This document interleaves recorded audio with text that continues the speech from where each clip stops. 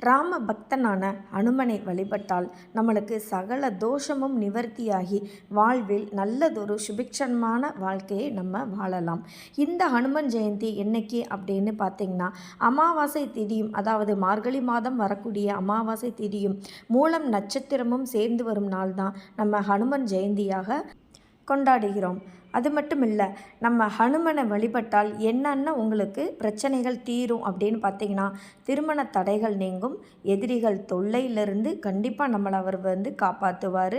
சனியினால் ஏற்படக்கூடிய கடுமையான பாதிப்பிலிருந்து நம்மளுக்கு விமோசனம் கிடைக்கும்.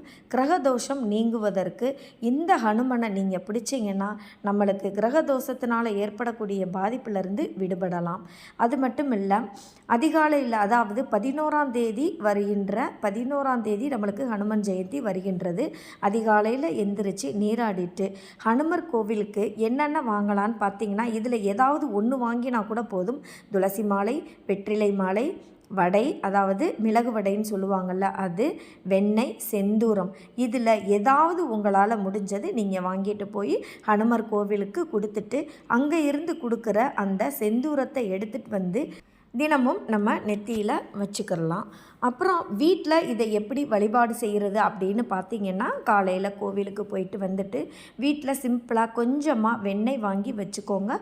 ஒரு 11 மிளகு வடை சுட்டு, அதாவது வீட்டிலையே செஞ்சு வச்சுக்கிறணும். ஏன்னா கடையில் வாங்குறதுல வெங்காயம் சேர்ப்பாங்க.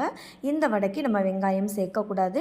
ஓம் ஆஞ்சநேயாய வித்மகே வாயுபுத்ராய தீமகி தன்னோ ஹனுமத் பிரஜோதயாத் அப்படின்ற மந்திரத்தை 9 முறை அல்லது 21 முறை, முடிந்தால் 108 முறை சொல்லி ஹனுமரை நம்ம வழிபாடு செய்கிறதுனால ஹனுமரோட அனுகிரகம் நம்மளுக்கு கிடைக்கும்.